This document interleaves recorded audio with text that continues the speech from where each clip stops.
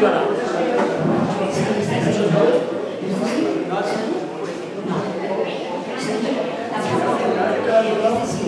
Hay que dar aquí.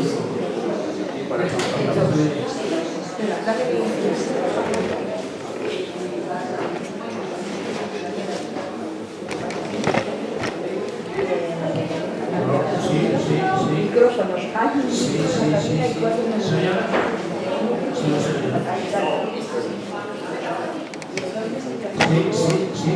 No se oye. Voy a poner. Así es. Y el 1 o el 2, ¿cuál será? Toca. ¿Vale? ¿Qué es eso? A ver si hay suerte. Es que la avisáis.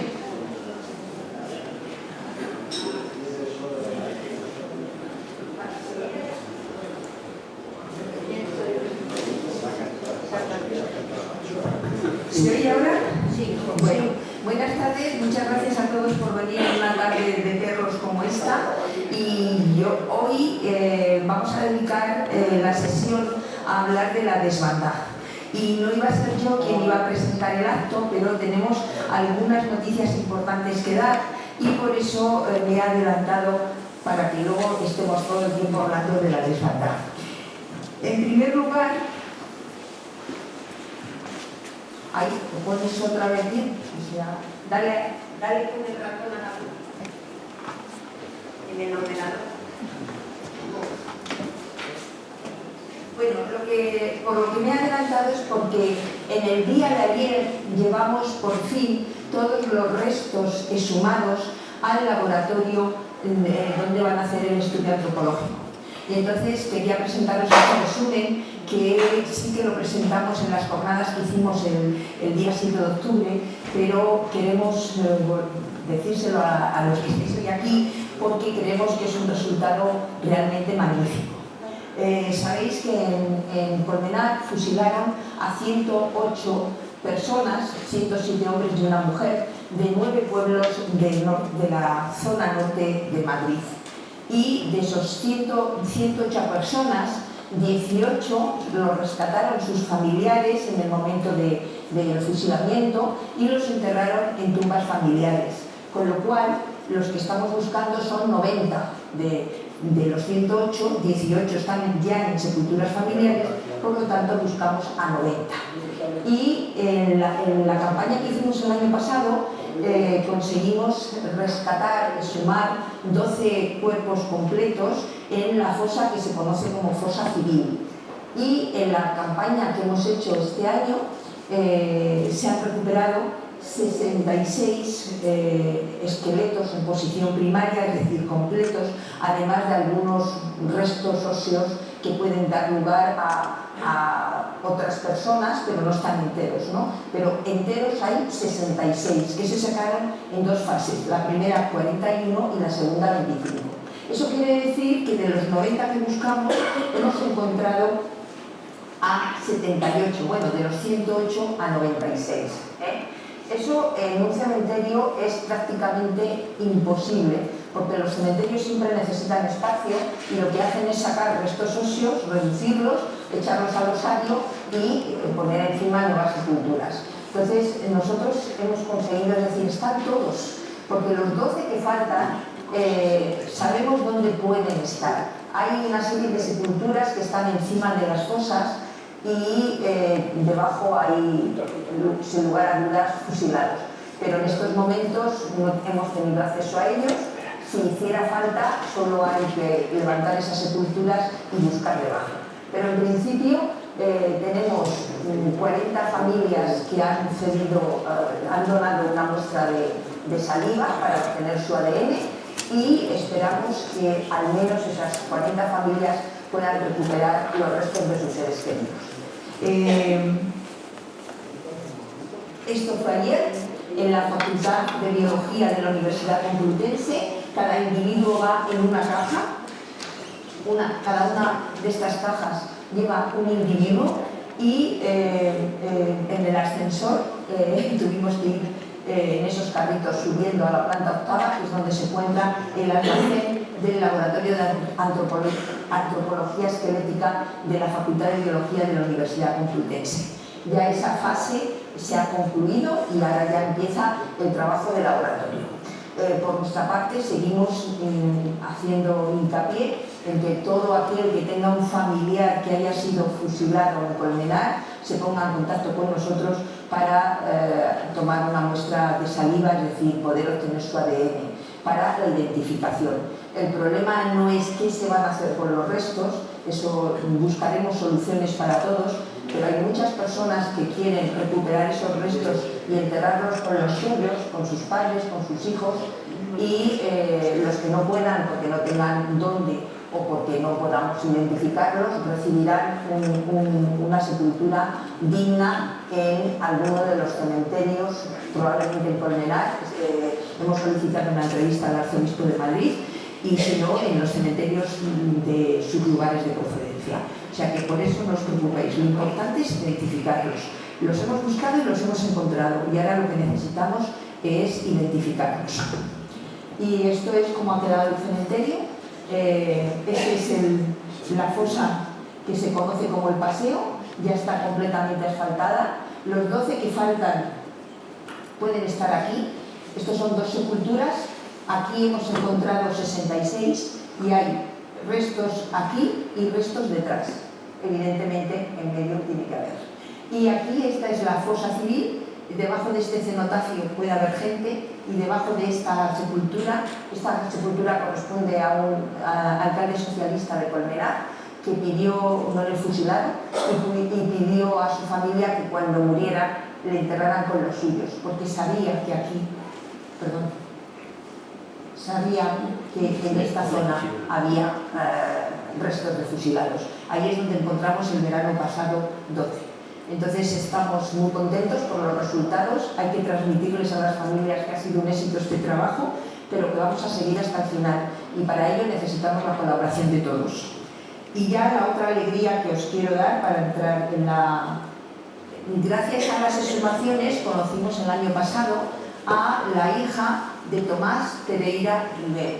Tomás Pereira Rivero, solo sabíamos de él por los consejos de guerra, que era un vecino republicano de San Sebastián de los Reyes, que se había ido a Francia. Era un huido, ¿no? Como decían. Es lo único que sabíamos de él. Eso es lo que ponía su consejo de guerra. Y su hija, Olga, era hija también por parte de madre, de una familia que es la familia más castigada de San Sebastián de los Reyes, la familia Esteban Juzgado. Y entonces tienen 3 hermanos fusilados, 2 en Colmenar y uno en San Sebastián, uno en el este de Madrid, y otros con consejos de guerra que estuvieron en la cárcel, incluida su madre.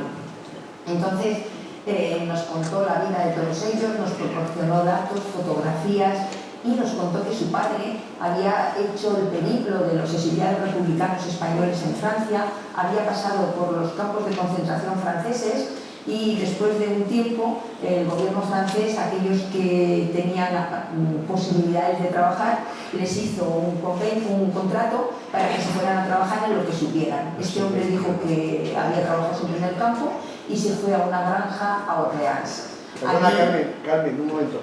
Es el 21 de noviembre, no el 11. Uy, perdón, me he equivocado. Sí, es verdad.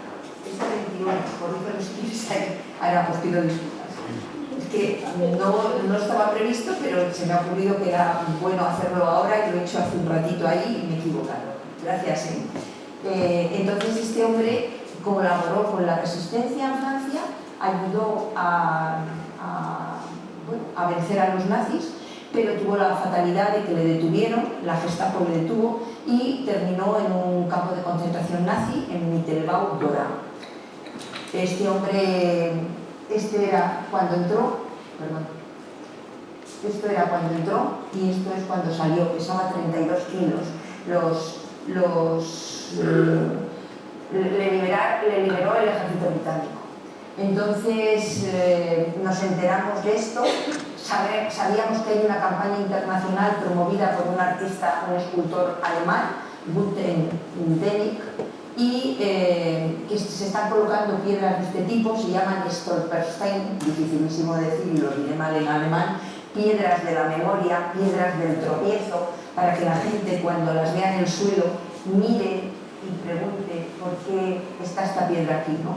Esas piedras lo que dicen es el nombre de la persona, se colocan en la acera de donde vivió, cuando nació, en donde estuvo, aquí pone resistente porque perteneció a la resistencia francesa, en el campo donde estuvo internado, muchos de ellos fueron asesinados, ¿no?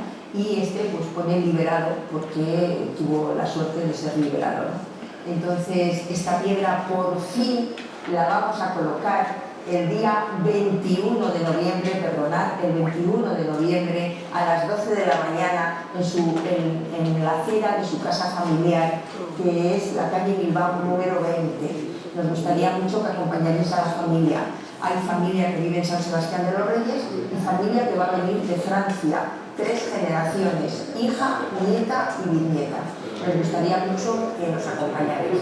Y la asociación, esto va a estar aceptado y promovido por el propio Ayuntamiento de San Sebastián de los Reyes, y nosotros como asociación vamos a hacer una ofrenda floral una hora antes en el cementerio. Tomás y su mujer están enterrados en el cementerio municipal de San Sebastián de los Reyes, y vamos a hacer una ofrenda floral a la que nos gustaría también que nos acompañéis.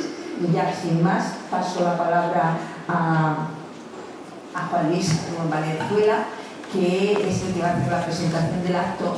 Ya sabéis que Juan Luis tiene un libro que se llama La factura de la democracia, y en este libro hay un capítulo dedicado a la desbandada, y pensamos que mejor que él nadie para presentarlo. Muchas gracias.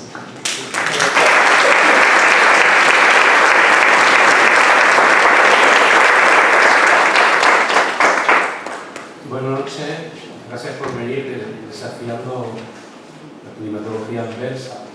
Bueno, voy a ser muy breve porque ellos son los protagonistas, ellos son los que nos van a ilustrar. Yo he vivido 12 años junto a la carretera Málaga-Almería, en el Rincón de la Noche, hasta hace poco. Muy cerca del Piñón del Cuervo, muy cerca de los túneles donde aún se aprecian los agujeros en la roca de los bombarderos. Y todos los días, varias veces al día, andaba por parte de ese experiencia.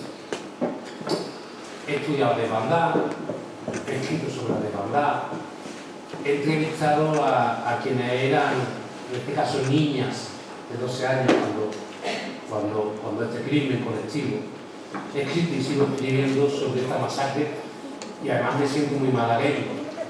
Entenderán, por tanto, por qué me embargan variados y complejos sentimientos por presentar este acto, y además expreso públicamente mi agradecimiento a la directiva de la Comisión de la Verdad por haber pensado en un grupo de personas para esta breve presentación. Directamente, los primeros días de febrero de 1937 se produjo lo que con toda seguridad fue la masacre más cruenta, indudablemente también la más silenciada de la guerra de España. A mí me gusta decir guerra de España más que guerra civil, por la iniciación del conflicto frente al fascismo. Durante varios días, en los 200 kilómetros que unen Málaga y Almería por la costa, el ejército franquista, tropas italianas de Mussolini y la aviación alemana atacaron ininterrumpidamente por tierra, mar, aire a un grupo humano que no se pone muy de acuerdo, pero podemos hablar de entre 150.000 a 300.000. Los últimos datos que a mí me han dado arqueólogos son de 300 o más, que huían atropelladamente de la ciudad de Málaga, provenientes además de provincias de Córdoba, de Sevilla, de Cádiz, tras caer en manos de las tropas franquistas. Un éxodo del terror conocido popularmente como la desbandada. Decía Joseph Goebbels, el jefe de propaganda nazi, el rey del bulo, de la calumnia, de la difamación, que una mentira repetida 1000 veces se convierte en verdad. Para que eso ocurra hace falta el silencio. Y silencio es lo que hubo durante muchos años, hasta hace 12, 13 años, en una especie de pacto tácito sobre la gran masacre de la guerra de España que fuera de bandar. Por un lado, el régimen franquista lo silenció, lo tapó, avergonzado de su propia matanza, de su propio crimen de guerra, de su propio genocidio. Imagínense cómo fue para que el régimen franquista se avergonzara. Por otro lado, y así lo reconocen muchos historiadores, la izquierda, sectores republicanos, lo callaron, y yo se lo he vivido en Málaga, y no hablaron por ese prurito de vergüenza, de rubor, de que se pudiera pensar que en ese éxodo obligado en la carretera de la muerte, como lo calificó Norman Bethune, fue una huida cobarde de los republicanos. Y nada más lejos de la realidad. Miles de personas huían de la muerte y de las amenazas de las tropas al mando del sádico, genocida, sanguinario y de paso borracho general Queipo de Llano.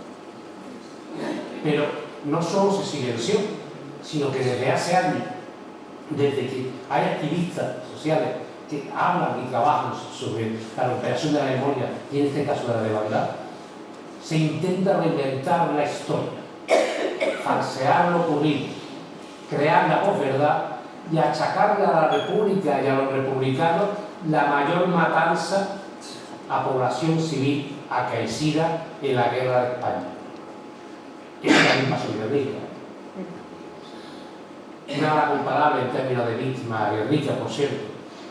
Es verdad que allí, en la Villa Vasca, hubo corresponsales de guerra extranjeros, y hubo un cuadro de un pintor malagueño, hubo un cuadro de Pablo Picasso que lo inmortalizó y lo internacionalizó. En Málaga no.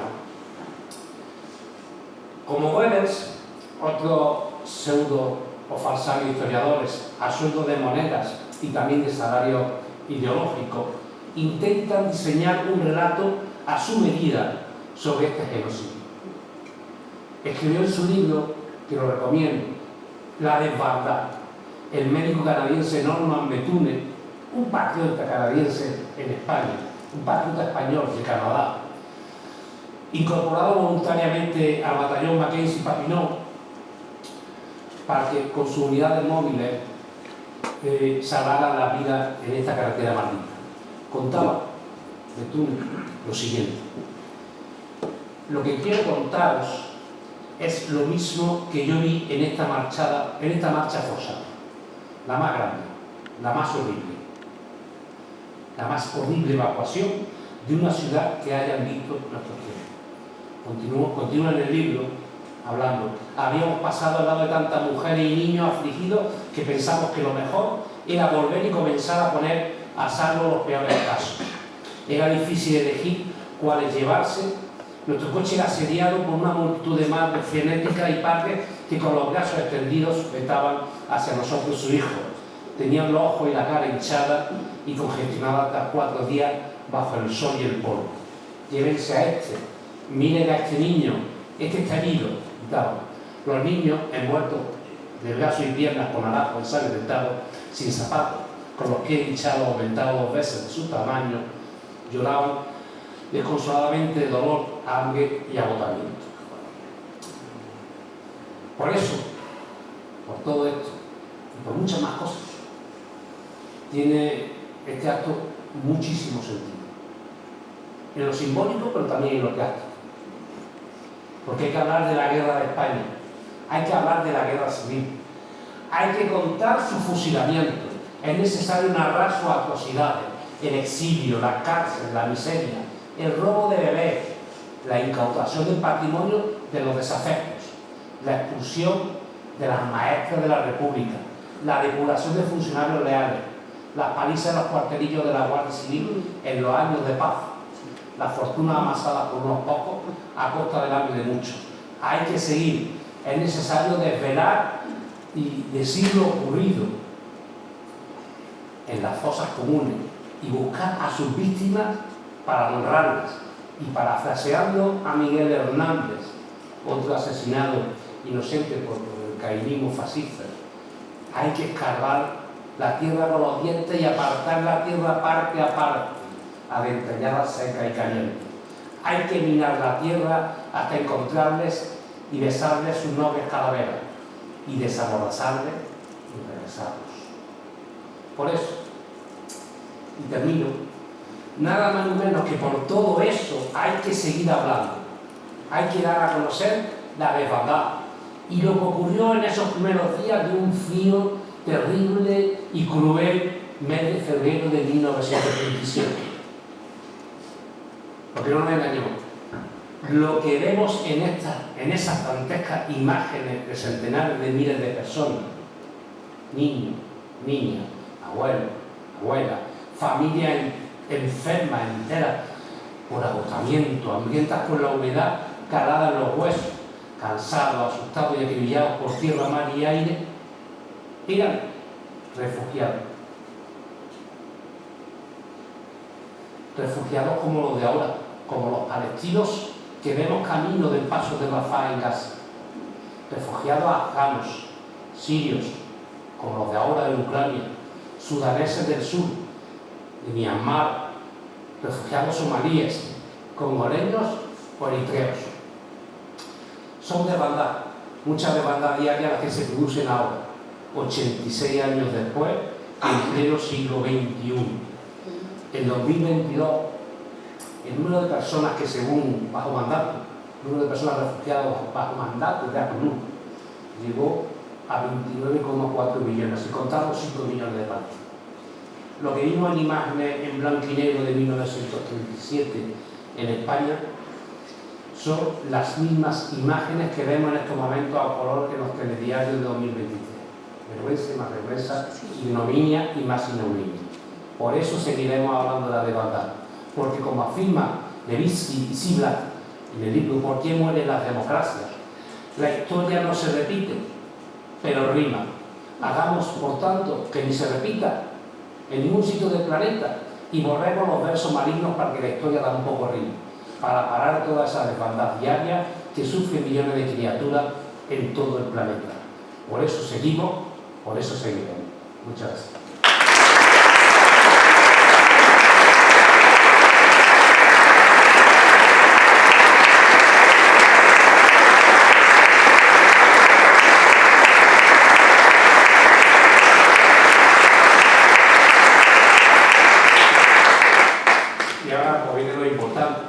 Viene las intervenciones de Santiago Aparicio y de Ana Mata del Real. Ambos se definen con un adjetivo que a mí me encanta, que ha estado además muy malentendido durante mucho tiempo. Ambos me han dicho que son activistas. Santiago es activista social y Ana Mata es activista de la memoria y feminista. Santiago además es un desbandado. Muchas gracias por venir en otro tiempo.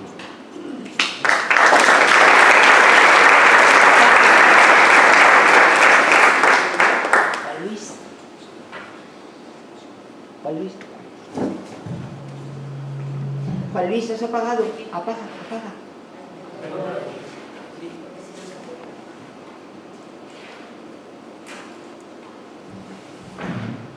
Se ha cortado. Bueno, a lo mejor bajando el volumen, separándolo un poco. Bueno, muchas gracias, Juan Luis, por la presentación y la introducción. Muchas gracias a la asociación, a la Comisión de la Verdad de San Sebastián de los Reyes, que nos ha pedido ocupar uno de vuestros martes jueves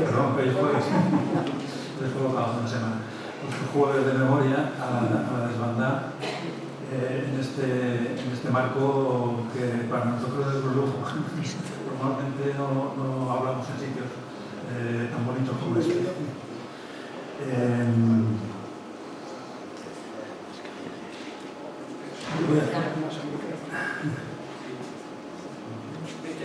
¿Ya lo tienes? El micro.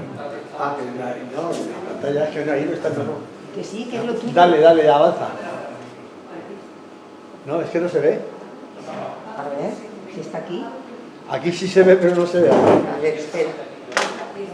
Espera, que has puesto. No, está No has bien. conectado, no.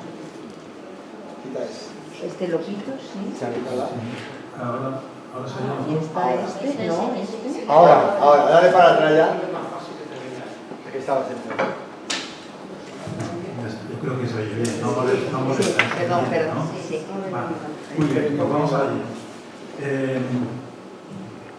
El 18 de julio del 36 se produce, como todos sabemos, un golpe contra la República que fue fruto de una conspiración que arrancó el mismo 14 de abril del 31, cuando se produjo el triunfo de las elecciones municipales que instalaron la República. Los monárquicos, militares y diferentes grupos de derecha conspiraron. Arrímate al micrófono. Más cerca al micrófono.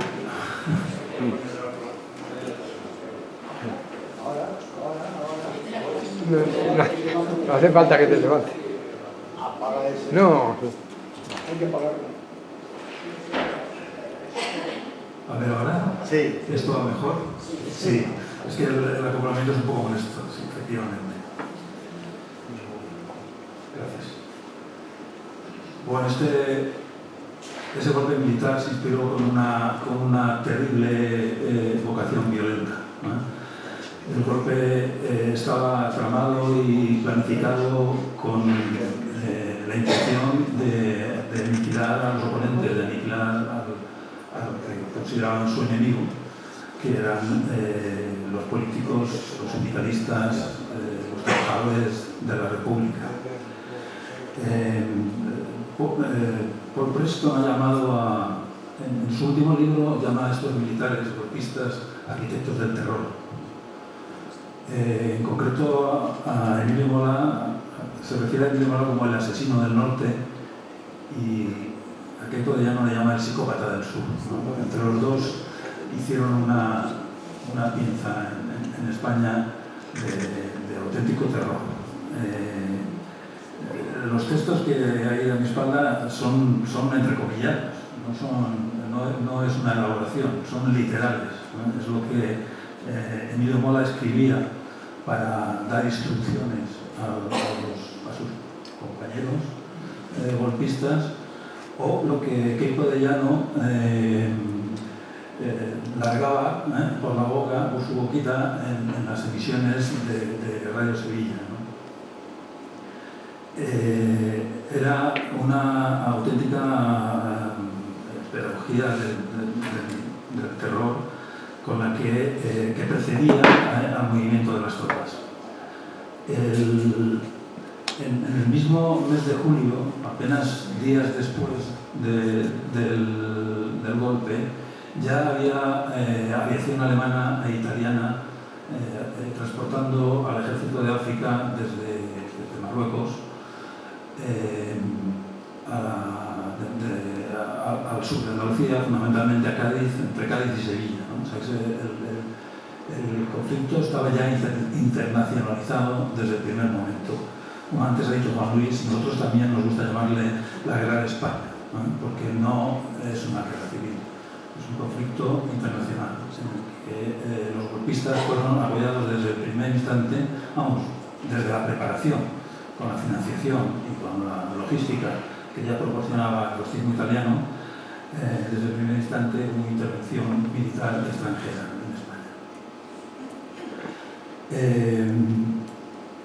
Con este puente aéreo y las tropas del ejército de África se organizaron desde Sevilla dos columnas, como sabéis, una se dirigía hacia Madrid por Extremadura y la otra atravesó Andalucía para acudir en socorro de la ciudad de Granada, de los sublevados, no de la ciudad, sino de los sublevados en la ciudad de Granada, que estaban teniendo ciertos apuros para imponerse a la respuesta que estaba dando la población civil y las personas afines a la República. En cualquier caso, esta campaña fue muy rápida. En agosto, o sea, Granada cayó definitivamente en manos de los sublevados en agosto y, mientras tanto, por el sur, una columna mandada por el coronel Borbón, primo del rey, llegaba en septiembre hasta Ronda. El avance por Andalucía occidental fue muy rápido y en todas las situaciones, en todos los casos repitiéndose la misma situación de dando carta verde a las tropas para hacer lo que quisieran una vez iban tomando las sucesivas poblaciones. Lo que querían no era nada deseable, ¿no? O sea que realmente se produjeron incontables saqueos, violaciones, ataques a la población civil constantemente, y al mismo tiempo que iba progresando el avance de las unidades militares, por detrás iban organizándose lo que ahora llamaríamos fuerzas paramilitares o grupos armados descontrolados, o con un mínimo control por parte de las autoridades militares sublevadas, que se aseguraban de que no hubiera una respuesta de la población civil en retaguardia. Se aseguraban por los métodos que podéis imaginar, ¿no? Todo esto a lo largo del verano y el otoño del año 36, en ese momento en el resto de los frentes los sublevados habían optado por avanzar hacia Irún. Como sabéis también, se avanzó muy rápidamente con la intención de aislar toda la zona del Cantábrico, especialmente el cinturón de hierro de Bilbao, aislarlo de cualquier posible ayuda que pudieran recibir por tierra desde la frontera francesa. Y al mismo tiempo la columna que había avanzado por Extremadura y después ya Toledo y Talavera y Toledo llegaba a las proximidades de Madrid. Como sabéis, en noviembre alcanzaban la Casa de Campo y se produjeron los primeros choques con las brigadas internacionales. Las brigadas internacionales fueron llevadas a defender ese intento de penetrar en Madrid, que resultó fallido, y Madrid fue defendida por las milicias que se habían organizado, el quinto regimiento, las milicias del Partido Comunista, había milicias del Partido Socialista y de todas las centrales sindicales, y como acabo de decir, la primera acción de guerra de las brigadas internacionales. Este frenazo en los objetivos iniciales de los sublevados les llevó a plantearse el ataque a Málaga. También en buena parte empujados por Mussolini, que tenía muchas ganas de anotarse públicamente una campaña a su nombre, ¿no? Las tropas italianas habían empezado a desembarcar en España ya a finales de año, en noviembre y diciembre, pero bueno, sobre todo en enero ya había en tierra una división que se envió de Cádiz a Granada, y fue una de las unidades una de las tres columnas que realizaron el ataque sobre Málaga.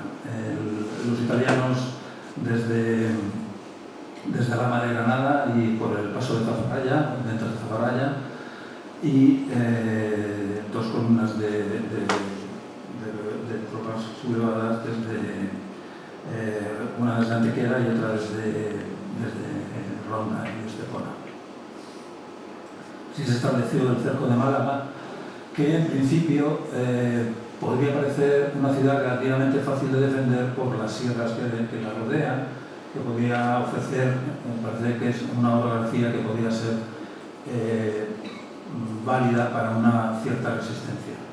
Pero Málaga no se había fortificado, no se había defendido, apenas había puestos aislados de milicianos. En esta época sabéis que ya había cambiado el gobierno, estaba el gobierno de Largo Caballero, con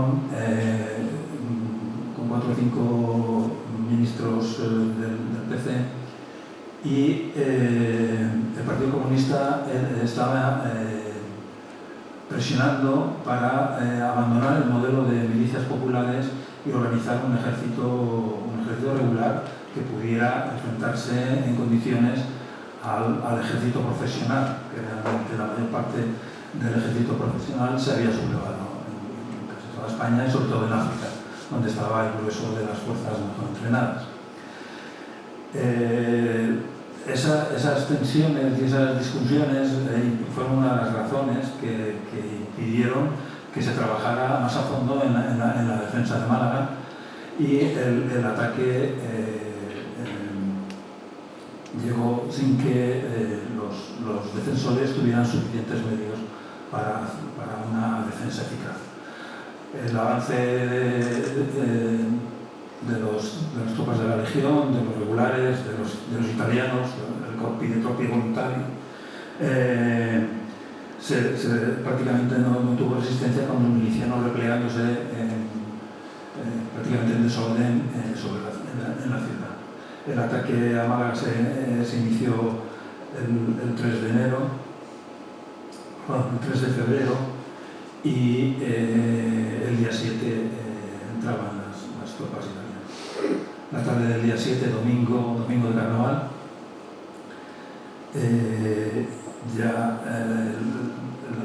la entrada de las tropas italianas fue el desencadenante de una huida en pánico de una población que había aumentado desde unos 150.000 habitantes que tenía Málaga en esas fechas.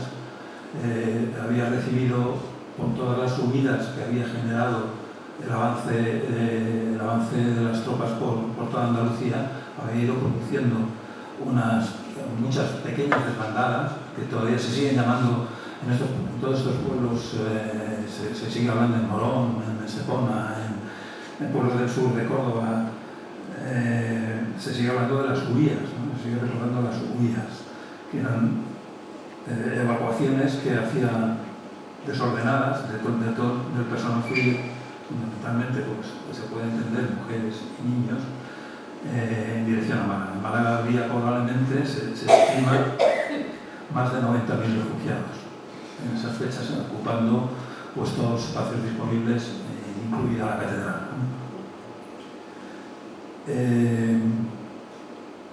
La huida, como ya ha narrado muy en detalle antes Juan Luis, fue despavorida, perseguidas de cerca por las tropas sobre todo los italianos, que eran los que más querían anotarse puntos en ese momento, aunque tampoco eran los más crueles.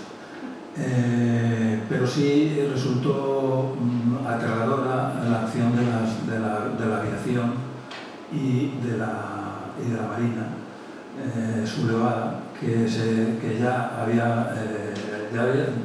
había iniciado una campaña de bombardeo sobre toda la costa. Habían estado bombardeando anteriormente Almería y Málaga desde el mar, y ahora se dedicaban a bombardear a los civiles indefensos, a las mujeres y los niños que huían de Málaga, y que huían por una estrecha franja de terreno que hay, como sabéis, entre Málaga y Almería, que es un terreno muy accidentado, donde las sierras de la Contraviesa y de Lújar llegan prácticamente hasta el mar, y en muchas zonas son acantilados y el mar lo que separa la carretera.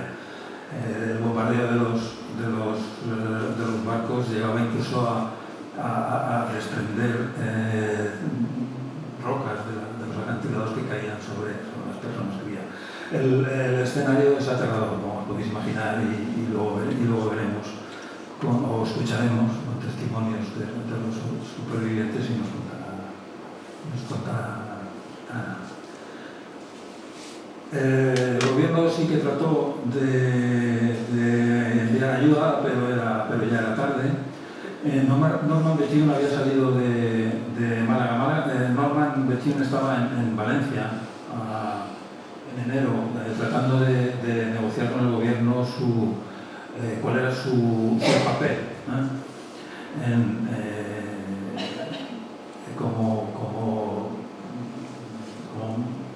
médico militar de campaña, que era una actividad relativamente novedosa, ¿no? Entonces estaba tratando de conseguir la estructura o la ayuda necesaria para montarlo. Cuando yo que se iba a atracar en Málaga, él salió con su equipo desde Valencia hacia Málaga a primeros de febrero, pero tuvo muchas dificultades.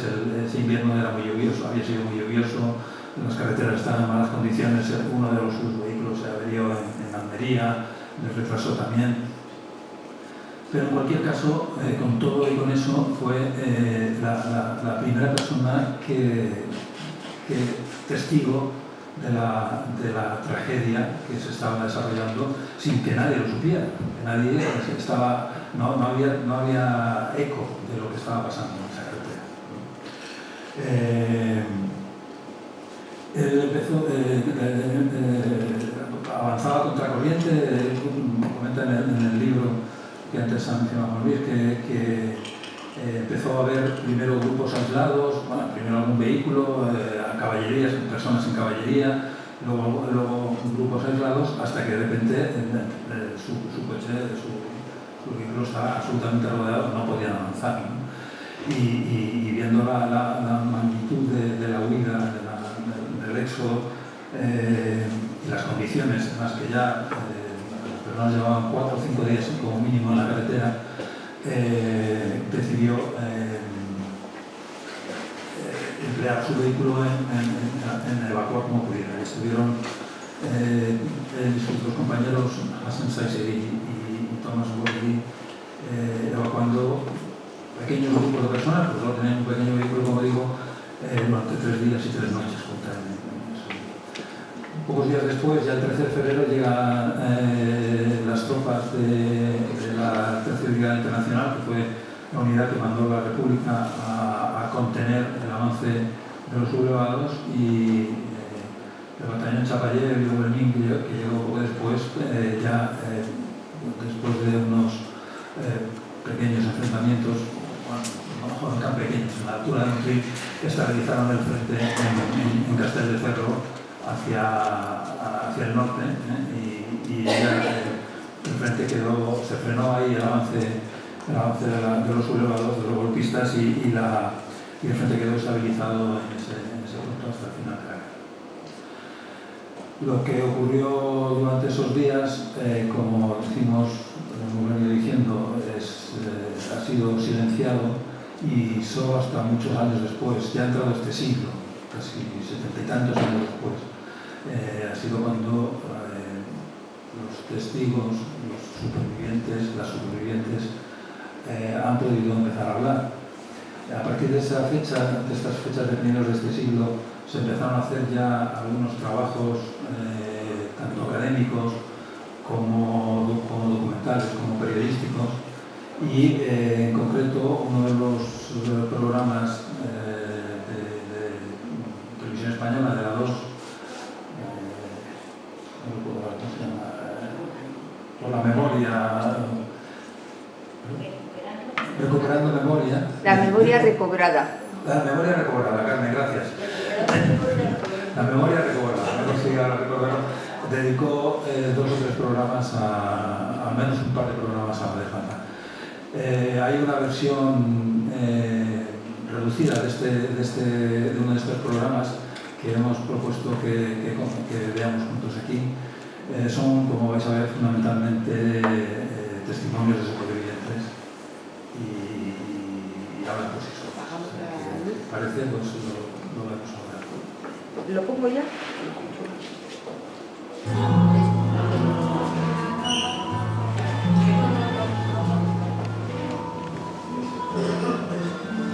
Esta historia me la contó mi padre hace mucho tiempo en Copa.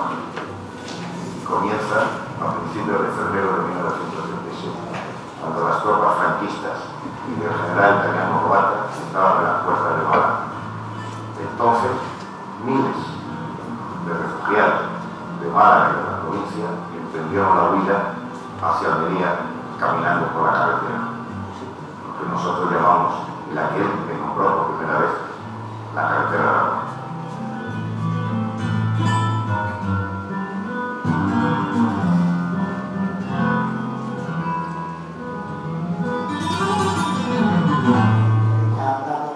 Empezamos a andar,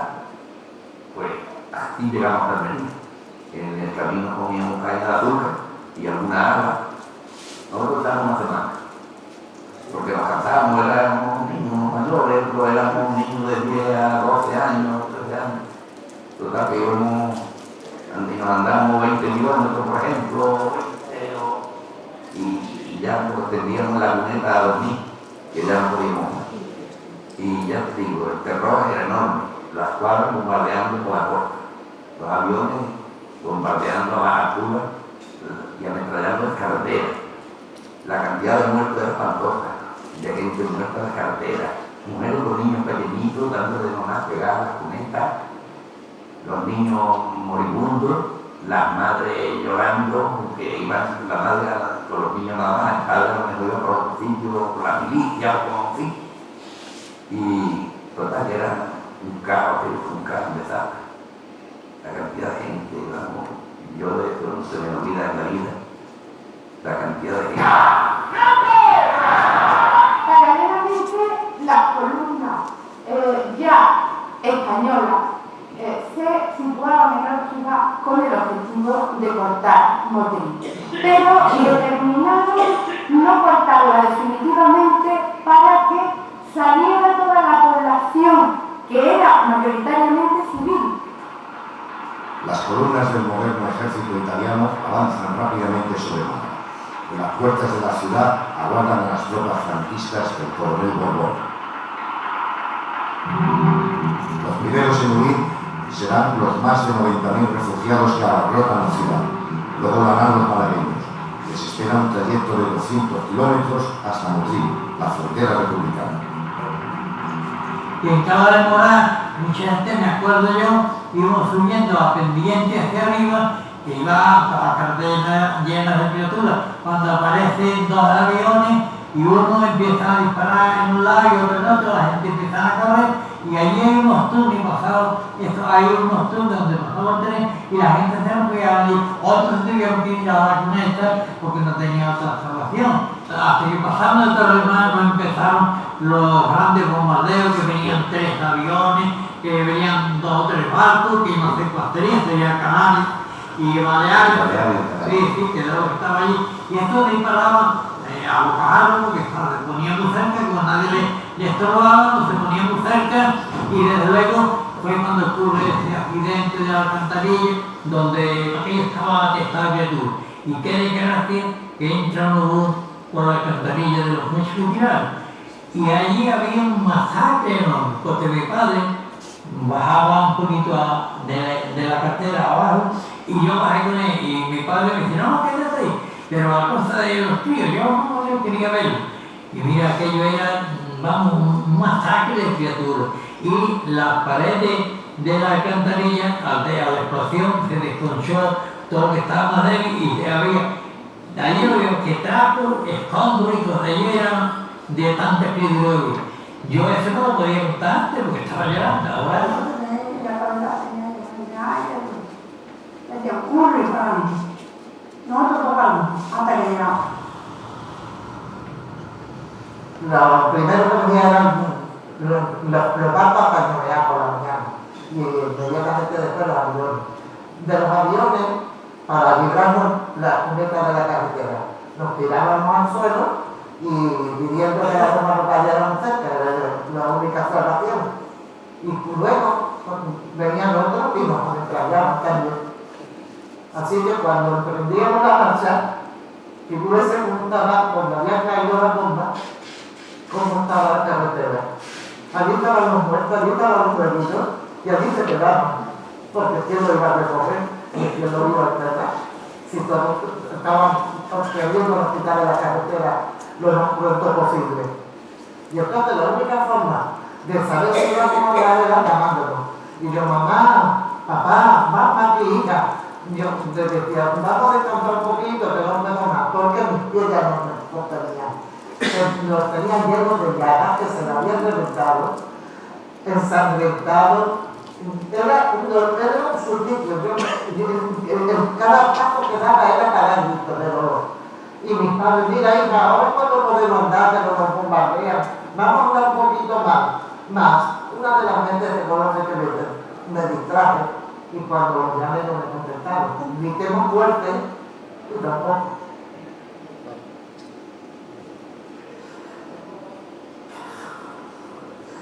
Entonces me volví loca, gritando y llorando, mamá, me he perdido, no puedo andar más, y me veía sola. Y seguía andando, pero viendo que me contestaban, ni yo podía andar más, digo, no vale la pena luchar ya más.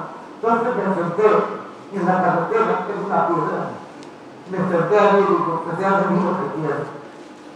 Y algún que la gente pasaba, nadie hacía caso de nadie, cada uno iba a la parte que podía.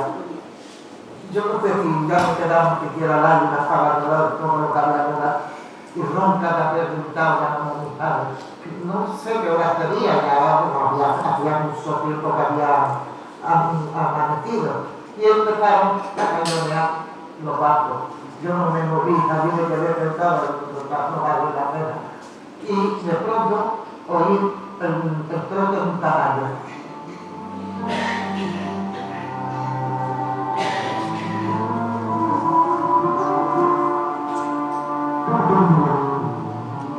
Yo me arrastré las piernas, metí la cara entre las rodillas, queriendo desaparecer las piernas, esperando que me ametrallara, y llegó el caballo delante de mí y se para.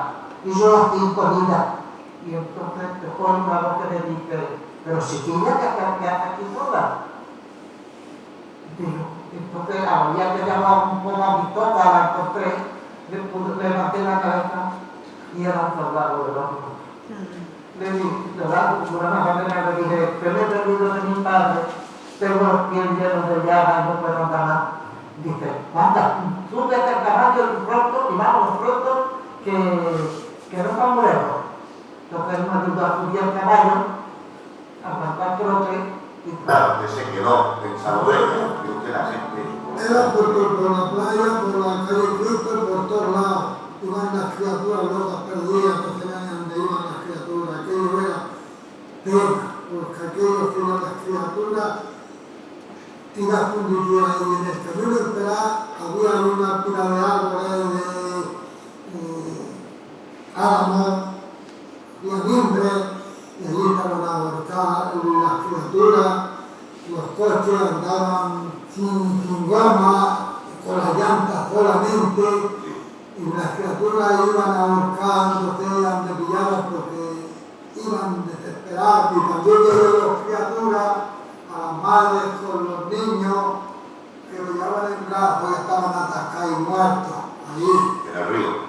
No, fuera del río, porque el río partió por debajo de la cochera. Entonces todo eso se quedó todo debajo de fango.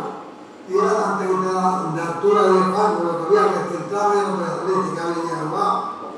Y usted vio a criaturas, el niño ahogado. Niños ahogados.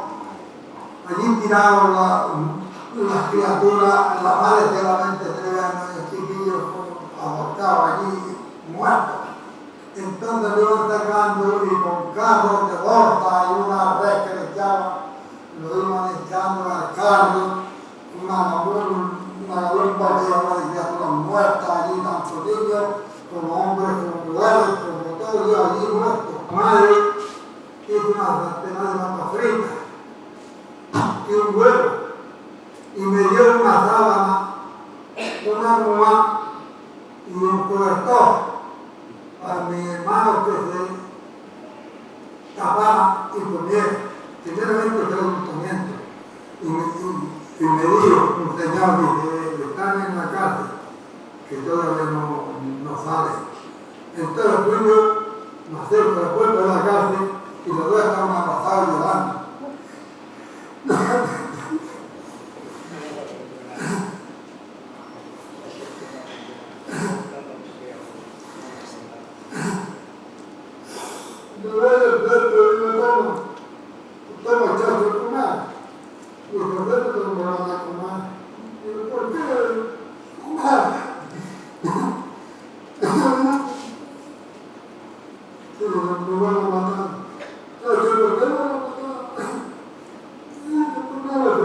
Entonces nos sentamos en el escalón, adentro de la casa, sentimos tiros en el cementerio.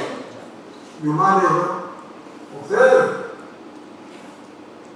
había tiro en el cementerio. vio que ha matado y de Raquita.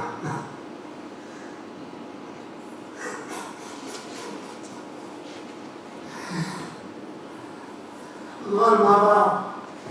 ¿Quién? Un macho y fulano. Las dos personas que estuvieron miradas a fusilar por ellos mismos. Un remolino. Familia que estaban matados, padres estaban presos y a lo menos eran 5 o 6 hermanillos chicos y la madre pasando enfermedades y el padre la habían matado por nada, porque aquí no se cometieron. Ya he dicho que aquí fusilaron el Torreón y mataron 2. Y se hablaba de que no eran gente del pueblo, que eran de patrullas que venían de... Y sin embargo, hicieron una carnicería, mataron una cantidad de gente, ¿no? Aquello fue a Torremolinos, duró mucho de olvidar aquella tragedia tan grande. Y entonces, mi madre salió a la calle. Criminales, ¿qué lo han hecho con mi tío? Que lo habéis matado sin motivo, con la angustia que he tenido para que mis tíos tuvieran sin padre. Vino el registro del municipal con el maestro Juan, la sentaron en mitad de la calle y la pegaron al cero, le dieron la cabeza más blanca que la con un chiquillo. Y a mi hermana Carmen, que tenía 17 años, quería mostrar de ella también. También la pelaron también a mi hermana Carmen. Pelaron a mi madre y a mi hermana. Y encima querían a mi hermana abusar de ella también. Y me abusaron porque yo me estoy encima de ella a comérmela. Porque me acuerdo muy bien. Y bastante me pegaron por eso. Mi madre, porque el lío criminal que me hecho por mi tío, entonces la agarraron y la llevaron presa. Y la metieron en la cárcel de Maná. ¿Cuántos años tuvo la cárcel su madre? Pues tuvo casi unos 11 años.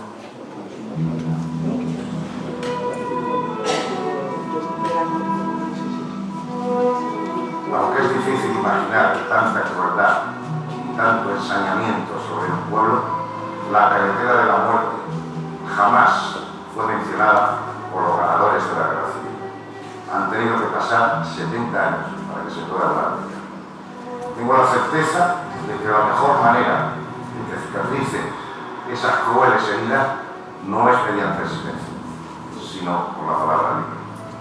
Y tengo también el profundo convencimiento de que un pueblo con la memoria escamoteada, un pueblo sumido en la ignorancia de su pasado, es un pueblo doblemente vivo.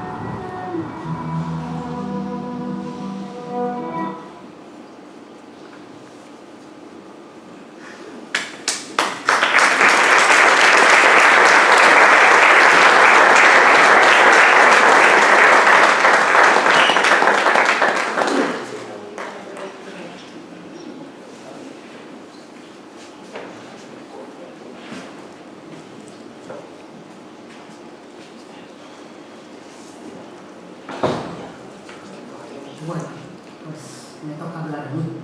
Después de esto tan crudo, pues cuesta un poco. Yo también doy las gracias a este espacio por esta invitación y por dar a conocer este episodio negro y oculto de la Guerra de España.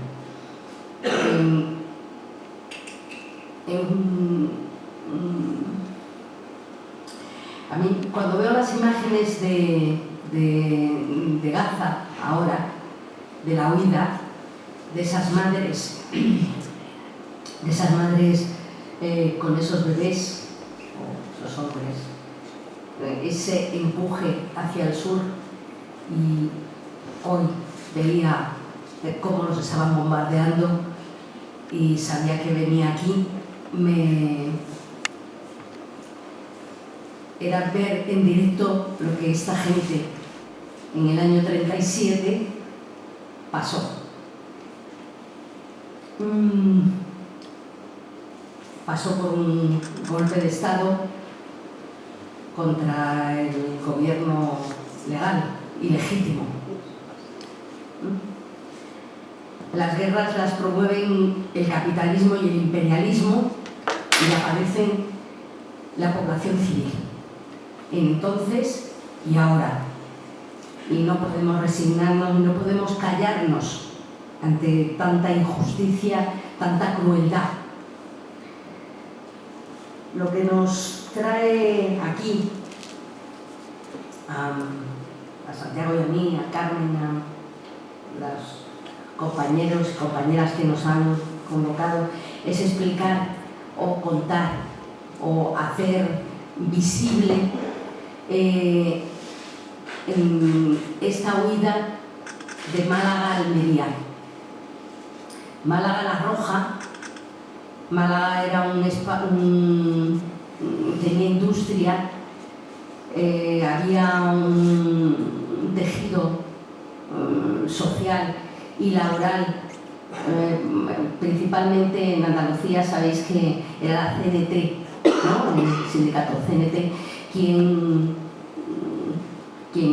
funcionaba y funcionaba bien, ¿no? Tanto en el campo como en la industria. Y Málaga tenía una industria floreciente, por eso era importante machacarla y machacar el tejido revolucionario de Málaga la Roja, ¿no?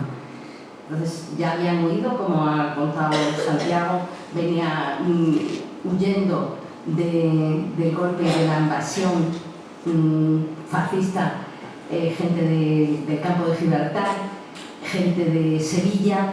En Sevilla el asesino Pipo de Llano, desde un micrófono de Radio Sevilla, micrófono que sigue estando en el Museo de la Guerra en Toledo, que hemos hecho varios escritos, y ahora como se quemó el Alcázar de Toledo, la última vez que fui no pude entrar para ver si seguía estando allí el micrófono. No pasa nada porque esté el micrófono, siempre que cuente qué es lo que decían desde ese micrófono, ¿no? La historia se cuenta con la realidad. Bueno, pues desde aquel micrófono este asesino arengaba a las tropas, ¿no? Hay que violar a las mujeres para que sepan lo que son los hombres y no los maricones de los milicianos, ¿no?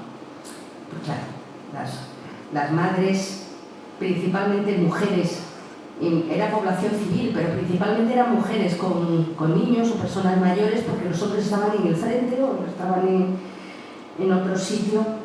Los que estaban refugiados en Málaga, pero venían, ¿no? Entonces, estaban en colegios, estaban en la catedral, había mucha gente refugiada, pero había que salir. El único camino de huir hacia Almería, que seguía siendo republicana, era por una carretera, la 340, ¿no? Que está el monte y está el mar. Y la carretera, el otro día decía Santiago, le decía los caracolillos, ¿no? Una carretera serpenteante. Bueno, pues la gente huía, las mujeres con niños y niñas huían por esa carretera. Al principio las mujeres llevaban su ajuar, principalmente las máquinas de coser, ¿no? Porque era una forma de, cuando llegaran a su destino, poder buscarse la vida, ¿no? Era también lo único que tenían. Era gente humilde, era gente humilde. Y muchas veces esas máquinas de coser eran la herencia, una herencia, ¿no? Aparte de su ajuar, era una herencia. Bueno, pues esas máquinas de coser, al principio del recorrido contaban que había muchas máquinas de coser, ¿no? Porque claro, no podían, no llevaban comida, no llevaban agua, no tenían nada. Entonces con lo que habían podido huir tenían que dejarlo, porque no había forma humana de ir con los chiquillos y con el ajuar. Cuando iban caminando había 3 barcos, el Cervera, el Canarias y el Baleares. Es decir, que el Baleares sigue teniendo calles. En Vallecas hay una calle en homenaje a este barco, que el barco no era asesino, quien era el asesino era quien lo mandaba, ¿no? Pero aunque se cambió, se le pudo cambiar el nombre en tiempos del gobierno de ahora Madrid, le volvieron a cambiar el nombre. Nosotros hicimos un escrito, la asociación hizo un escrito para que no fuera así, pero bueno, pues dijeron que no nos dijeron nada. Parecen que nos dijeron que nos peináramos, pero no, ni siquiera nos dijeron que nos peináramos, no nos dijeron nada, no nos contestaron, pero bueno, hicimos allí, ha habido manifestaciones y en Baleares, en Mallorca, hay una plaza que se llama Baleares también en homenaje a este barco, porque aquello pasó hace un montón de años, pero el franquismo sigue. Es jodido decirlo, pero es un alivio o un descanso saber que se han podido rescatar cuerpos de fosas comunes y que bueno, que poco a poco se van dando pasos, pero que es tremendamente cruel y doloroso saber qué ha pasado y que no poder contarlo, no poder decirlo, no poder sacarlo, ¿no?, a la luz. Bueno, pues en este recorrido que hacían, hablan como de 200.000 personas, 300.000, 150.000, el número porque no hay censo, no hay censo, entonces es todo como unas cifras que pensamos que son, porque también había gente que salía y luego volvía, y cuando llegaban a su pueblo lo llevaban al paseillo y los mataban, y otros caían en una fosa común. Esos cuerpos, la mayoría de los cuerpos de los que hablábamos, la mayoría de los asesinatos de esa carretera no se han recuperado, no se sabe dónde están, esa gente no se sabe dónde están, algunos porque quedaban en la propia carretera, al albur de las alimañas o caídos en esos acantilados, la mayoría no se sabe, la mayoría no se sabe, y otros cuando llegaban a su pueblo, ya digo, en muchas ocasiones, en la mayoría de las ocasiones los asesinaban. Cuando hablaba antes Luis de los caminos, de los túneles que se escondían, ¿no?, cuando empezaban a bombardear, porque bombardeaban y como estaban tan cerca, no había nada que les impidiera esa cercanía, chocaban las balas con el monte y morían muchas veces de aplastamiento, O sea, no solamente eran asesinados, ametrallados, sino también era una forma de cortar la carretera, pero también de que muriera mucha gente con poco esfuerzo, ¿no? Bueno, pues los túneles estos, en el túnel del Cantal, está en el Rincón de la Victoria, se ve todavía un agujero de uno de los obuses. Es uno de los puntos de memoria. En este recorrido hay un paseo, el Paseo de los Canadienses. El Paseo de los Canadienses se llama así, claro, podía llamarse, porque Norman Betún, que era canadiense, había recogido dinero con el Socorro Rojo entre los trabajadores y trabajadoras de Canadá, organizados en el sindicato del Partido Comunista. Habían recogido dinero para que Norman Betún, que fue un precursor de las transfusiones de sangre in situ, pudiera montar cuando viniera a Europa, o sea, viniera a España, un camión con ese centro de transfusiones para llevarlo al frente y poder rescatar, porque se sabía que cuanto antes se pusieran las transfusiones, más personas se podrían salvar. Entonces, ese paseo se llama de los canadienses en homenaje a esos trabajadores y trabajadoras de fábricas de Canadá que aportaron el dinero para esos camiones que traía o que iba a traer Norman Betún. Hay otro espacio, yo con esto lloro, con esto yo suelo llorar, yo no soy llorona, pero cuando hablo de estas cosas me emociono, me llega adentro y me pongo a llorar. En Torre del Mar hay hay varios faros ahora, pero había un faro, el faro antiguo, y había un farero, Anselmo Vidal. Era un hombre que le quedaba poco tiempo, un gallego que le quedaba poco tiempo, muy poco tiempo para jubilarse, y un par de meses para jubilarse, pero cuando vio cómo huía ese chorro de gente, ¿no? Esa avalancha de seres humanos por aquella carretera sin nada, que comían caña de azúcar y que lo que había alrededor de allí eran campos de azúcar, no encendió el faro esa noche para que no fueran blanco de los barcos y de la aviación. Esa noche pudieron dormir. Cuando continuaron, a los 2 días o a los 3, cuando entraron las tropas fascistas, al farero, Anselmo Vidal, y a alguna gente más del pueblo, creo que el maestro y alguien más del pueblo, les fusilaron. Los cuerpos no se han encontrado.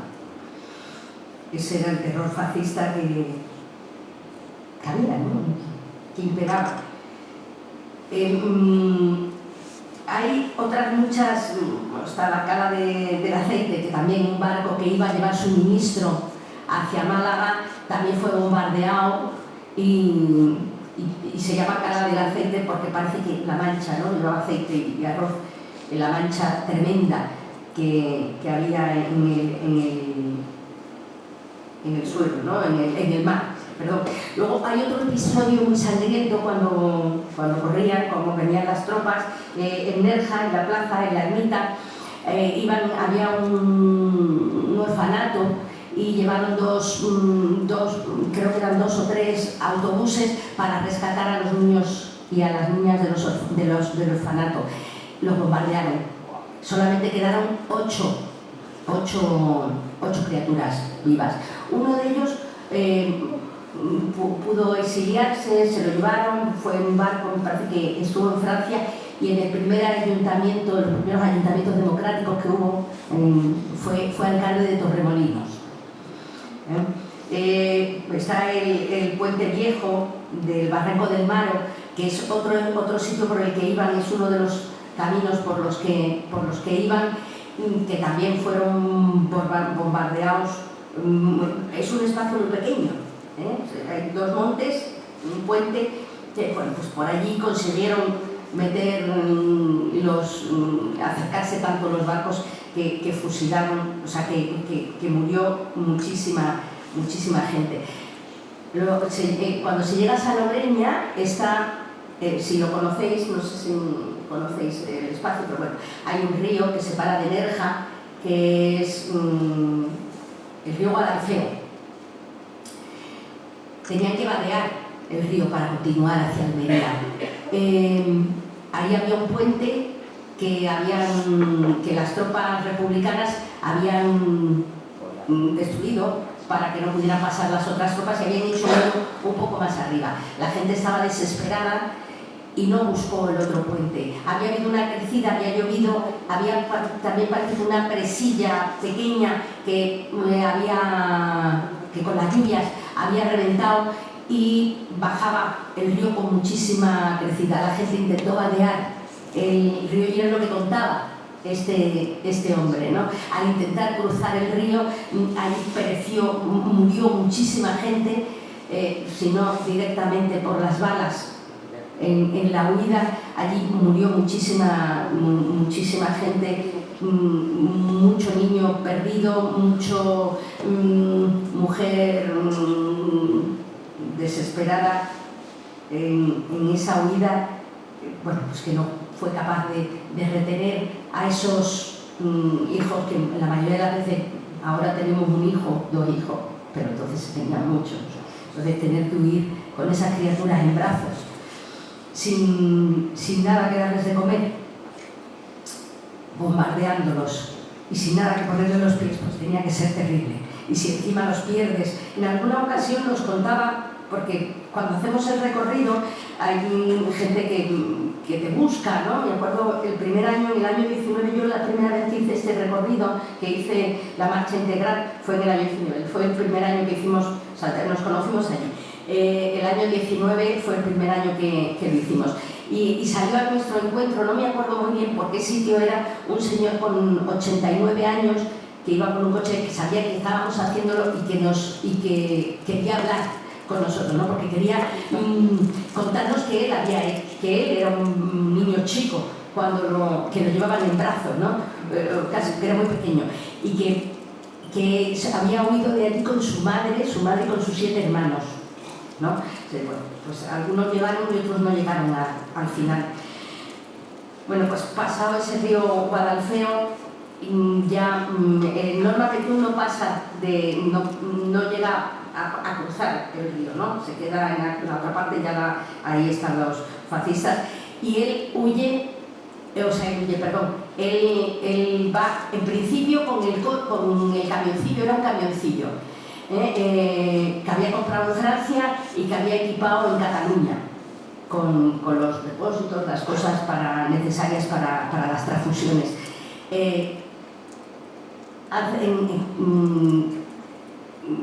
Ve cómo huye la gente y lo que hace es que desmonta las cosas. Me dice, bueno, ¿la sangre para qué? Si no, lo importante era poder salvar a esas personas, ¿no?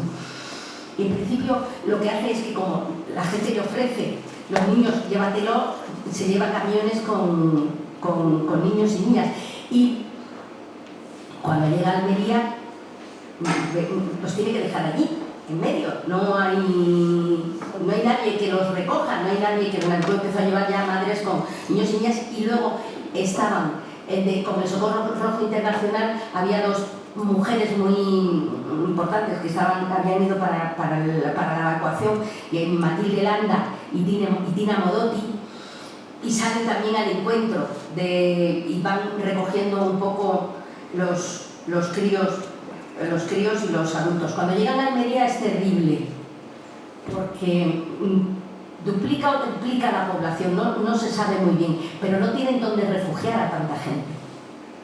Y cuentan, algún superviviente contaba que cuando llegaron a Almería, como habían estado bombardeando los depósitos de combustible para que no tuvieran... Era toda una nube negra. Entonces, una nube negra, calle, nadie... Porque tampoco había nada que darles a esta gente, tampoco había espacio para refugiarlos. Entonces, parecía que ya podía haber sido el final de ese éxodo, y no. Hubo gente que se volvió, hubo gente que se quedó, hubo gente que desde el mar fue a Cartagena y de ahí fue a Orán, y hubo otra gente que subió para Valencia. Era el inicio, porque era el principio de la guerra, el inicio de un éxodo terrible de población civil masacrada por el fascismo. Y si queréis, continuamos con la tertulia.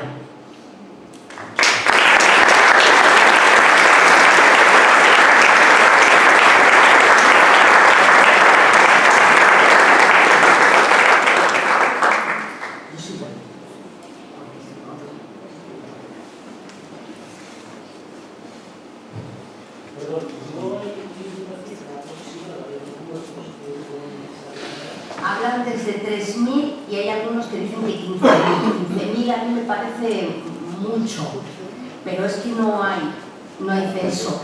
Entre 3.000 y 5.000 están documentados. Y cada vez más, ya parece que se llega casi a 7.000, pero claro, es que los cuerpos no están. Es que parece que también en esa ruta hay algunas cosas comunes cerca del mar, pero bueno, ya sabemos que España es el segundo país del mundo con más fosas comunes. No sabemos dónde está. Los últimos datos que a mí me dieron hace unos 5 o 6 meses han sido arqueólogos y una historiadora que estaban trabajando en la zona de Botín, son gente muy solvente, hablan ya de efectivamente unos 5.500 víctimas, y entre las 250, una horquilla grande, 350.000 personas en la unidad. De esta forma, la ultraderecha dice que se van incrementando los números, eso lo dijeron hace poco en un programa, en un digital, los números los incrementamos en función de las subvenciones que los memorialistas reciben. Más subvenciones, más muertos. Algo vergonzoso que leí la semana pasada.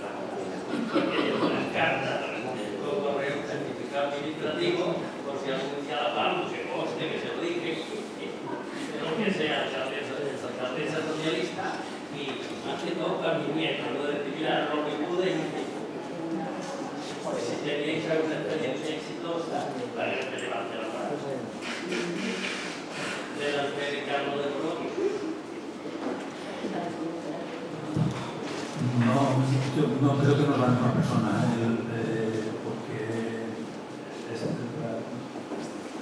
la persona a la que yo me he referido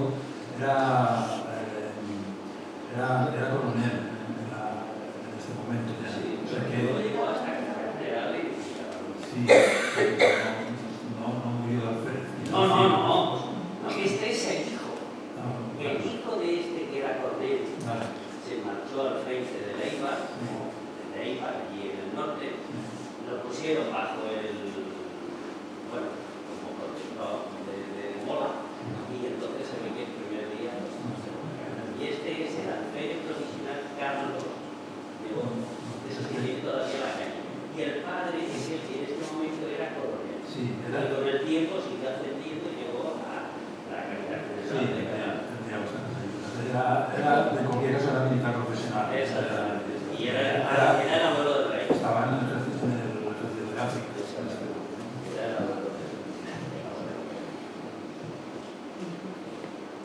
¿Alguna pregunta más? Así, Begoña. No.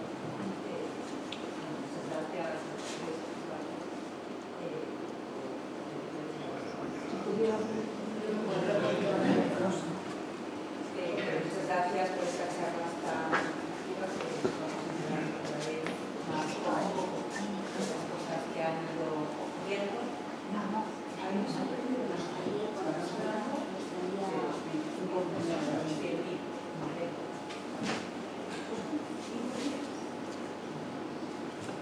No.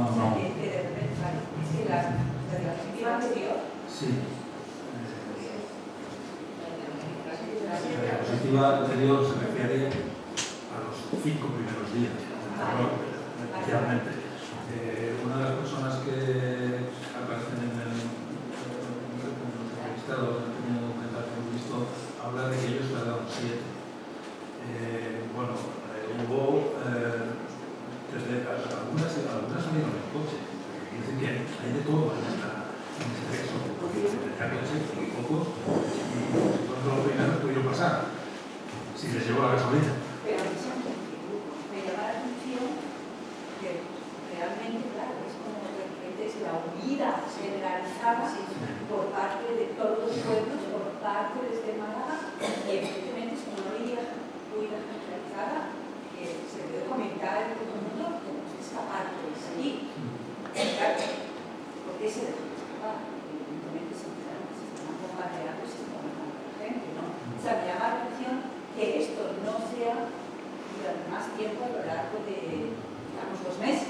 Sí lo fue. Sí lo fue. De hecho, ya en Ágara, por ejemplo, se intentó organizar un campamento de refugiados y algunos pues ya que no tenían fuerza tampoco para llegar a que quedaban todavía 80 kilómetros hasta Almería y fueron bombardeados hacia el 16 o el 27, un bombardeo con personas todavía huyendo. Esto es un hecho que tiene un principio muy claro, pero al final se difumina muchísimo. Yo también en Almería llegó a hacerse un censo, porque Socorro Rojo hizo un censo, iba tratando de hacer un censo de las personas que estaban teniendo que atender y llegaron a 35.000, pero ya no podían más, pero porque ya se había llenado todo. Almería entonces apenas llegaba a los 50.000, ¿no? 35.000 pararon de hacer el censo, porque ya había 200.000 personas y la gente no sabía dónde meterse y seguían andando. Hubo mucha gente que ni paró en Almería. O sea que realmente, así como esto es una onda que empezó el día 7, eso sí está muy claro, pero que luego se propagó durante muchísimo tiempo y muchísimos kilómetros. Hubo quien no paró de andar ya hasta Francia. Luego que hubo no solamente, no podían retroceder porque estaban las tropas fascistas, pero seguía bajando gente, con lo cual iba incorporándose gente y a lo largo de mucho tiempo, ¿no? Pero claro, saben que en Almería ya no se puede estar y que tienen que seguir huyendo, pues yo es que no me puedo ni imaginar cómo tuvo que ser aquello, ¿no?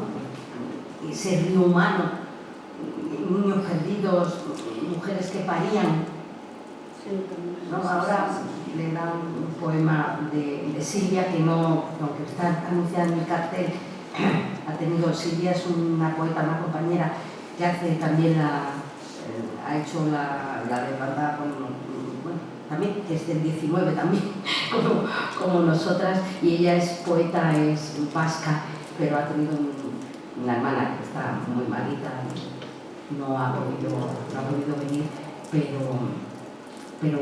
describe muy bien en sus poemas ese dolor, ¿no? Es uno de los libros que tiene de poemas, lo ha escrito Isidro, ¿no? Conforme íbamos andando, ella escribía, ¿no? Con lo cual está muy de dentro, ¿no? Muy de dentro. ¿Es el poema o hay dos preguntas ahí? ¿Tres? Vale, pues Carmen primero. Prácticamente ya se ha dicho todo. Era explicarte que es que en Málaga se junta un montón de gente que viene huyendo. Viene con la información, no solo con lo que dice Keipo de Llano por la radio, sino lo que ya viene contando gente que ha pasado en sus pueblos. Con lo cual, intenta refugiarse en Málaga. Como ven que en Málaga no puede, tanto la gente que llega allí refugiada como la gente de Málaga, sobre todo lo que quedaban eran mujeres, niños, etcétera, salen escopetados. Porque ese movimiento que se produce en Málaga es fundamentalmente de mujeres.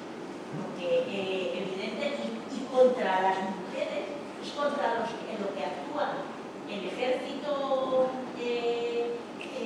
regular y el ejército que traen de África, los africanos, que les dejan, aunque es Castilla y aunque es Andalucía, para que hagáis lo que queráis. Entonces ya tienen esa información, por lo cual, cuando ven que están cerca, salen escopetados.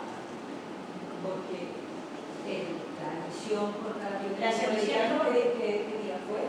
No, las emisiones eran todos los días. Habían en esa época que solo no, habían empezado. O sea, pero ya no son las locuciones, sino que era lo que de real. Que en Sevilla ya habían hecho lo que habían hecho.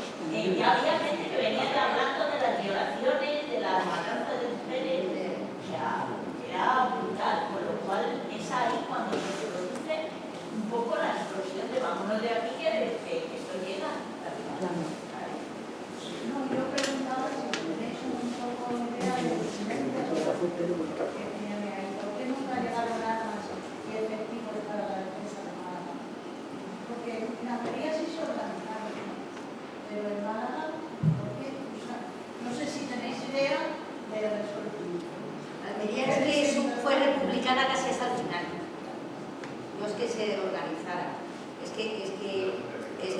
era un territorio, era un espacio que el golpe no fue hasta, no entraron las tropas fascistas hasta el final.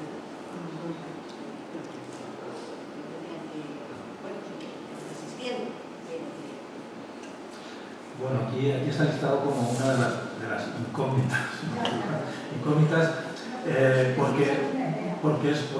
porque es difícil de establecer, desde luego no una sola causa, es una conjunción de las situaciones que se dieron. Alguna la he citado muy rápidamente antes en mi intervención, porque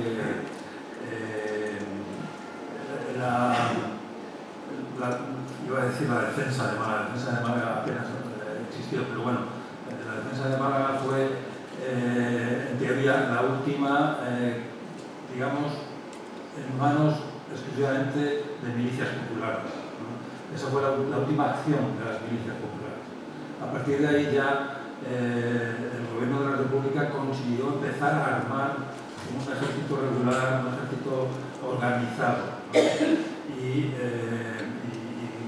dejó de hacer o de dejar las acciones militares en manos de estas milicias. Eso es un punto débil, ¿no?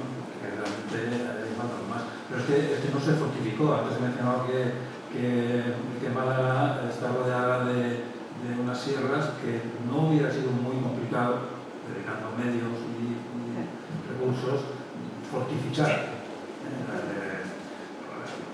Montar casamatas y apostar artillería en los pasos de montaña y demás, porque a Málaga hay que entrar por 3 sitios, no se puede entrar por cualquiera, ¿no? Entonces, si se hubiera puesto ahí unas unidades de artillería y demás, pues no hubiera sido tan fácil. Entraron, como comentaba antes, en 2 días, entraron en Málaga, en 3 días, ¿no? O sea que realmente, bueno, esto es aquello que se dice, ¿no? Entre todos la batalla ya son las igual. O sea, no hay muchas cosas que no... Sí, yo más una pregunta que quería hacer una reflexión. ¿Qué pasó después de la desbandada? Yo creo que la desbandada, no muchos años atrás, estamos en la gente que la situación, son gente que ya no tiene nada que perder. No se oye. No se oye. Esta gente, quiero decir que la gente que está dando su testimonio son gente mayor. Ya llegamos tarde, como siempre. En Europa, desde hace muchos años, hay lo que es la memoria colectiva.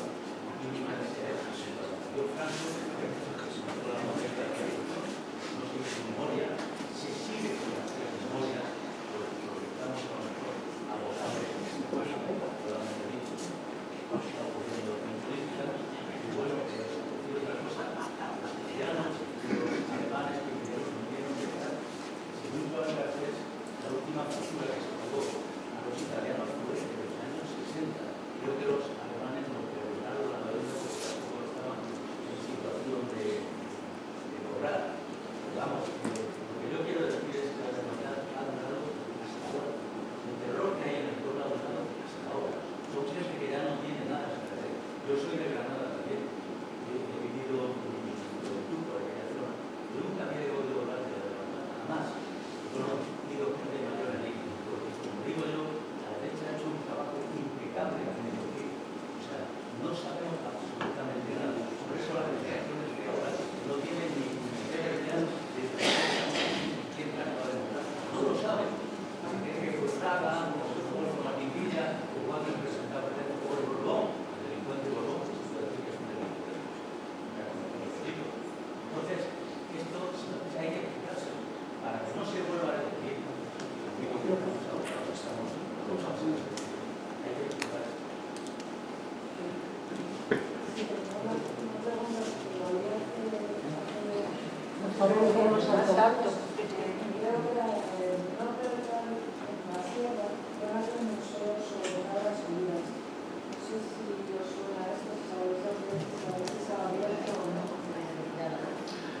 Sí, no, es la Casa de la Memoria de Jimena de la Frontera.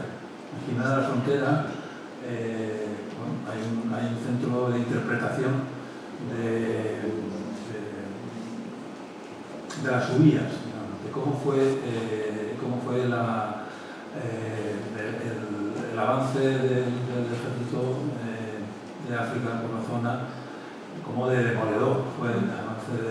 Muy cerca de Jimena hay un núcleo de población que se llama La Solceda, que no dejaban piedra sobre piedra, ni persona viva, un exterminio total. Y ese centro que decías creo que es esta Casa de la Memoria de Jimena de la Frontera. Hay una palabra más aquí de Carmen y ya tenemos que acabar por la hora para que decir cuál es el poema. Voy a empezar por el final, aprovechando la pregunta de la compañera, porque la historia es muy bonita, algunos la conocemos y otros no la conocen.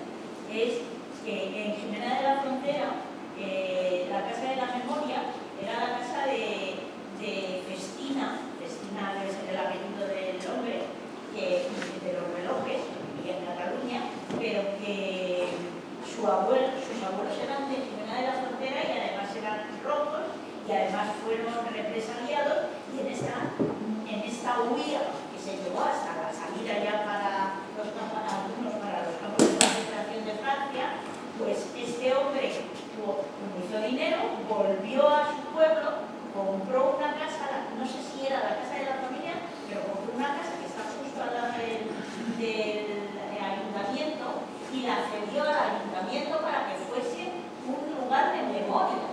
Y ahora después se han cedido muchas bibliotecas completas a algunas personas de los alrededores y a algunos escritores, y ahora es uno de los mayores centros de memoria de toda Andalucía, con lo cual es bastante importante. Pues sí. Y como lo otro que iba a decir ya no me acuerdo. Bueno, sí, que no se nos olvide que no fue una guerra de españoles, que fue una guerra de unos españoles que se levantaron contra el gobierno de la República, que era legal y legítimo, pero además estaba apoyado por Italia y por Alemania. Y la República no tuvo apoyo de ningún tipo, al contrario, lo que tuvo es un frenazo a cualquier emisión, envío de tropas o de armamento por el Comité de No Intervención. Lo único que llegaron fueron las brigadas internacionales, que eran hombres y mujeres sin apoyo ninguno de ningún gobierno. Y que también les echaron fuera, se echaron fuera.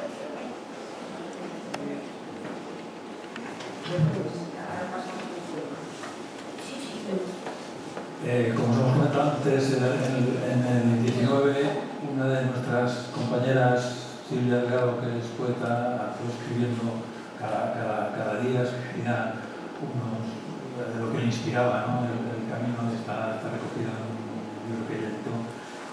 Voy a leeros. Almería. Van llegando a la ciudad sin sitio la mitad de la mitad de las que comenzaron la huida. Atrás quedó un océano de pena. Quedó el hambre masticando sus propios huesos. Quedaron los más desafortunados con la dentadura abierta, con sangre de pólvora y metal en los labios y las retinas convertidas en espejos.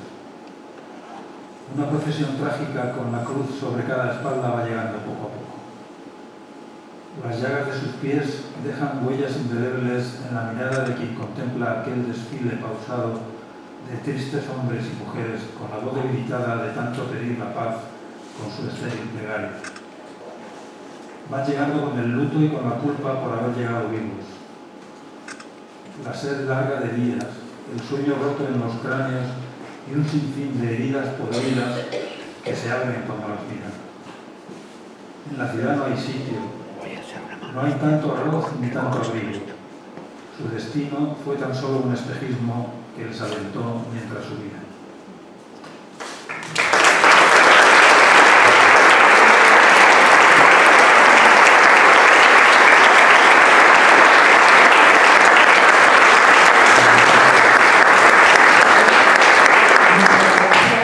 Hemos cumplido bien hasta con el horario. Muchas gracias por venir y contarnos todo esto. y podéis anunciar cómo se puede participar en la próxima marcha de la desbandada, que será en febrero, para si hay personas que tengan interés puedan hacer este recorrido. Es fácil. La página es la que ponéis en internet, ladesbandada.es, y os va a salir. Todavía no tenemos conocimiento de la fecha exacta. Se procura hacer coincidir con ese día 7, pero no sabemos exactamente. Luego ahí se ponen las inscripciones y yo os aconsejo que la hagáis. Si no, son 10 días andando, pero se puede hacer menos, se puede hacer una etapa, se pueden hacer 2 etapas. Es muy conmovedor, entra mucho, ¿no? Caminar por donde anduvo esta gente. Entonces, bueno, pues, así muy rápidamente, son 10 etapas, se suele dormir en pabellones, se come, se desayuna, se come y se cena todo el grupo junto. Y por la mañana se camina, salimos muy temprano, a las 7:30, a las 8. Salimos y estamos caminando hasta el mediodía. Hay varias pausas para avituallamiento y para descansar un poquito, para el baño y esas cosas. Y luego comemos, y por la tarde suele haber actos, presentaciones de libros, charlas, proyecciones. O sea que son unos días muy intensos que te mueven mucho, ¿no? Te hacen querer seguir saliendo. Es increíble cuando vas caminando y la gente que vive allí te pregunta, ¿qué pedís? Y le dices, no, pero esto es una desbandada, estamos reivindicando aquello. Y te dice, sí, y entonces dice, pues la tía de no sé quién fue de aquella que huyó. O sea, que la gente, lo que decían antes, la mayoría de la gente no ha podido hablar. O sea, mucha gente se ha ido que fue superviviente de estas cosas, que hay varias. El año pasado, por ejemplo, que se dedicó a las mujeres, o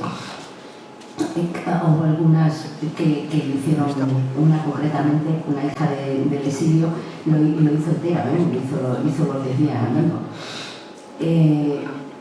Hay mujeres que han escrito sus memorias, pero la mayoría, hay algunas que dicen que íbamos 2 hermanas, mi hermana nunca ha podido hablar de ello, ¿no?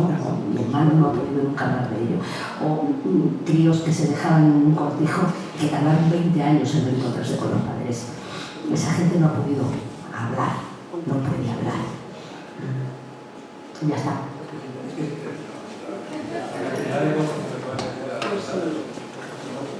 Pero es muy interesante, que yo... ¿no?